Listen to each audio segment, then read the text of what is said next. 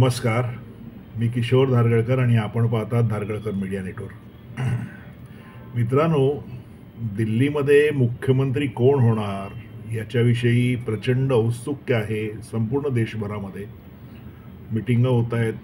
आता पंतप्रधान स्वतः मिटिंग करतायत दिल्लीमध्ये. संध्याकाळी जे निवडून आलेले आमदार आहेत त्यांची मिटिंग होणार आहे आणि नंतर एक नाव ठरेल. या सगळ्या प्रकरणामध्ये मला सगळ्यात हसू येत आहे ना, ते मेनस्ट्रीम मीडियाचं. मी स्वतः मीडियामध्ये जवळजवळ 25 वर्ष कार्यरत होतो, त्याच्यामुळे मी जवळून मीडिया पाहिलेला आहे. ज्यावेळी काँग्रेसचं राज्य होतं तेव्हा दिल्लीमध्ये असेल किंवा इतर ठिकाणी मीडियाचा सक्रिय सहभाग असायचा एक नॅरेटिव्ह तयार करण्यामध्ये, की कोण मुख्यमंत्री होणार किंवा कोण पंतप्रधान होणार, कोण मंत्री होणार, कोण कॅबिनेट मंत्री होणार वगैरे वगैरे. ह्या गोष्टी अनेकदा दिल्लीमध्ये तर PMOमध्ये बसून ठरवल्या जायच्या. आणि ते कोण पत्रकार होते हे मी काय आपल्याला वेगळं सांगायला नको. त्यांच्यावरती बऱ्यापैकी टीका टिप्पणी आतापर्यंत झालेली आहे आणि ती मंडळी आज रस्त्यावर आहेत. असो, पण हा जो मेनस्ट्रीम मीडिया जो आहे तो अजूनही अंधारात चाचपडतो आहे. आज संध्याकाळी नाव नक्की व्हायचं आहे, पण त्यांना कोणालाही कल्पना नाही आहे की मोदी आणि शाह कोणाला मुख्यमंत्री करणार आहेत. मुख्यमंत्र्याची माळ कोणाच्या गळ्यात पडणार आहे यांच्यापैकी कोणाला माहिती नाही आणि हे स्वतःला मेनस्ट्रीम मीडिया म्हणवतात. एका चॅनलवरती तर मला आश्चर्य वाटलं, त्यांनी 16 नावं दाखवली. ही म्हणे ह्यांच्यापैकी कोणतरी होऊ शकतो. 16 नावं म्हणजे तुम्हाला 1-2 नावंसुद्धा झिरो डाऊन करता येत नाही. ही परिस्थिती आहे मित्रांनो मीडियाची. आणि मोदींनी मीडियाला बरोबर त्यांच्या लेवलला आणलेलं आहे की उगाच तुम्ही आमच्या कारभारामध्ये वगैरे नाक खुपसू नका. तुमचं काम रिपोर्टिंग करायचं ते तुम्ही करा. तुम्हाला काय टीका करायची असेल ती करा. असो, माझ्या व्हिडिओचा आज हा विषय नाही आहे. माझ्या व्हिडिओचा विषय असा आहे मित्रांनो की तुम्ही ज्या निवडणुका हल्ली झाल्या, हरियाणामध्ये असतील, राजस्थानमध्ये असतील आणि महाराष्ट्र, अर्थात महाराष्ट्रामध्ये फडणवीस यांना मुख्यमंत्री करणं हे गरजेचं होतं आणि तो त्यांचा अधिकारी होता, कारण त्यांनी परत एक एवढ्या मोठ्या राज्याची सत्ता खेचून आणलेली आहे. पण मध्य प्रदेश असेल, राजस्थान असेल किंवा हरियाणा असेल, इथे मात्र भारतीय जनता पक्षाने आणि मोदी शाह यांनी एक रिस्क घेऊन अगदी नवीन नावं मुख्यमंत्री पदाकरता पुढे आणली आणि ही जी मंडळी आहेत मुख्यमंत्री झालेली ती अतिशय चांगलं काम करत आहे. मग दिल्लीमध्ये काय होणार आहे? कदाचित असंही होईल की जे नाव चर्चेलं जातं आहे प्रामुख्याने प्रवेश वर्मा असतील किंवा कपिल मिश्रा असतील किंवा इतर जी काही मंडळी असतील तिथली, त्यांच्यापैकी एखादं नाव होऊ शकतं म्हणजे जे चर्चेत आहे ते.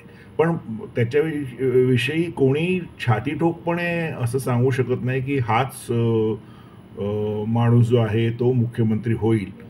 कारण कुठेतरी मोदी आणि शाह यांची जी काम करायची स्टाईल आहे त्याच्यामुळे हे असं होतं. आणि ती चांगली स्टाईल आहे की उगाचच कोणाला पूर्वकल्पना देऊन मग तो माणूस त्या हिशोबाने सगळं करायला लागतो. तसं न करता अगदी शेवटच्या क्षणी आपलं नाव जे आहे मुख्यमंत्रीपदाचं ते समोर करायचं. आता मित्रांनो, मुख्यमंत्री दिल्लीत बसण्या अगोदर असं पहिल्यांदा घडलेलं आहे की मुख्यमंत्र्यांनी शपथ घेण्याच्या अगोदरच दिल्लीमध्ये काम सुरू झालेलं आहे. याचं कारण असं आहे की यमुना जी नदी आहे, जसं गुजरातमध्ये साबरमती रिव्हरफ्रंट मोदींनी अगदी कल्पकतेने तयार केला आणि त्याची खूप चर्चा झाली, खूप त्याच्यावरती लोकांनी त्याला बऱ्यापैकी प्रतिसाद दिला. तर अशा तऱ्हेचा यमुनेवरती यमुना रिव्हरफ्रंट करायची तयारी कुठेतरी मोदी करतायत आणि त्याच्याकरता दिल्लीचे जे LG आहेत त्यांना ऑलरेडी त्यांनी कामाला लावलेलं आहे आणि सफाईचं काम सुरू झालेलं आहे. म्हणजे असा हा पंतप्रधान मी पहिल्यांदा पाहिला की जो मुख्यमंत्री आपल्या जागेवर बसण्याच्या अगोदर त्यांनी काम सुरू केलं आहे. आणि हे करण्यामागचं कारण असं आहे मित्रांनो की मोदींना कल्पना आहे की त्यांनी जी प्रॉमिसेस केलेले आहेत आणि दिल्लीची वाट जी लावलेली आहे अरविंद केजरीवाल आणि त्यांच्या पार्टीनी, ती जर नव्याने उभी करायची असेल तर आत्तापासून काम करणं गरजेचं आहे आणि हे नुसतं काम करून फायदा नाही आहे. तर हे काम ह्याचं जे काही मॉनिटरिंग असेल ते पंतप्रधानांच्या लेवलवरती होणं गरजेचं आहे. इतकी वाट लागलेली दिल्लीच्या रस्त्यांची असेल, दिल्लीच्या साफसफाईची असेल, दिल्लीच्या यमुनेची असेल, पाणी पुरवठ्याची असेल, अनेक गोष्टी आहेत दिल्लीमध्ये. ते रस्ते असतील, अक्षय अकराळ विकराळ स्वरूप धारण केलेलं आहे.